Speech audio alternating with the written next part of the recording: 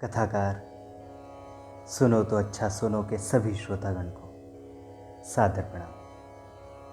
प्रस्तुत है श्रीमद् भगवद गीता अध्याय 1 श्लोक पहला। प्रथम अध्याय है अर्जुन विषाद योग और इसका आरंभ होता है धृतराष्ट्र के प्रश्नों से। वे युद्ध भूमि की दशा जानने के लिए उत्सुक हैं। उनका पुत्र दुर्योधन और उनकी सेना क्या कर रही है और साथ ही साथ पांडु पुत्रों की सेना क्या कर रही है। तत्पश्चात दोनों सेनाओं के शूरवीरों का वर्णन और उसके पश्चात आता है अर्जुन का विषाद, अर्थात अर्जुन का दुख, उनकी समस्या, उनका धर्म संकट। आरंभ किया जाए अर्जुन विषाद योग। धृतराष्ट्र उवाच धर्मक्षेत्रे कुरुक्षेत्रे समवेतायुयुत्सवः मामकः पांडवाश्चैव किं कुर्वत संजय। धृतराष्ट्र ने कहा, हे संजय, धर्मभूमि कुरुक्षेत्र में युद्ध की इच्छा से एकत्रित हुए मेरे और पांडु के पुत्रों ने क्या किया।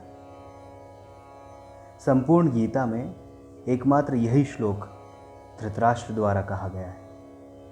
शेष सभी श्लोक संजय द्वारा कहे गए, जिनमें संजय द्वारा युद्ध भूमि की घटनाओं का वर्णन किया गया है। जिस स्थान पर युद्ध हुआ उस स्थान का नाम कुरुक्षेत्र था। कुरुक्षेत्र नाम इसलिए पड़ा क्योंकि राजा कुरु ने यह तपस्या की थी। कुरुवंश में एक से बढ़कर एक महान, प्रतापी और तेजस्वी वीरों ने जन्म लिया। पांडवों और कौरवों ने भी कुरुवंश में ही जन्म लिया। वायु पुराण के 22वें अध्याय में राजा कुरु का विस्तार पूर्वक वर्णन मिलता है। उन्होंने भगवान विष्णु से निवेदन किया कि ये तपोभूमि धर्मक्षेत्र के नाम से विख्यात हो। यहाँ तप, यज्ञ और जो भी शुभ कर्म किया जाए वो सफल हो जाए। अतः कुरुक्षेत्र का धार्मिक महत्व होने से इसे धर्मक्षेत्र भी कहा जाता है। इसीलिए गीता के इस श्लोक में धर्मक्षेत्र कुरुक्षेत्र कहा गया है। इसी श्लोक की दूसरी पंक्ति में धृतराष्ट्र ने कहा, मामकः पांडवाश्चैव, अर्थात मेरे और पांडु के पुत्रों ने। पांडव धृतराष्ट्र को पिता समान मानते थे और उनकी सभी आज्ञाओं का पालन किया करते थे।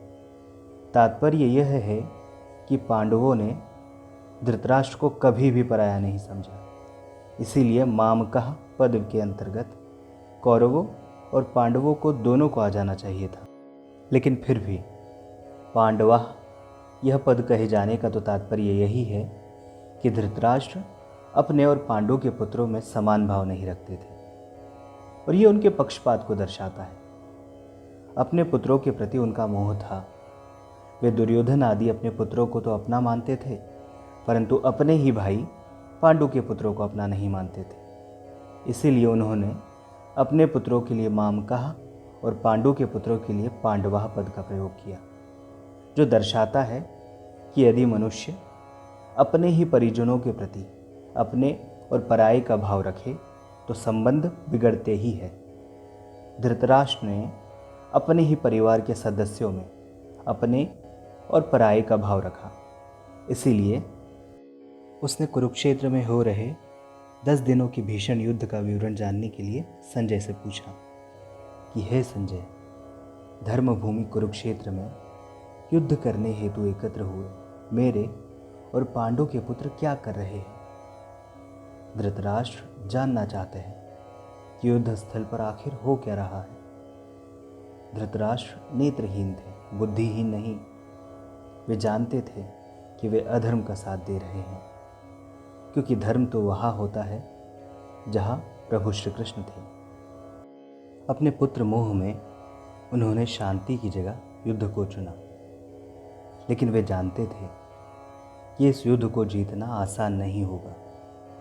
अपने जीवन में जब कभी भी हम कुछ गलत करते हैं तो इस बात का आभास तो हमें हो ही जाता है कि हमारे द्वारा किए गए इस कार्य का परिणाम शायद अच्छा न हो। यही मनस्थिति धृतराष्ट्र की है। वे भी इसी डर और आशंका में दिखाई देते हैं।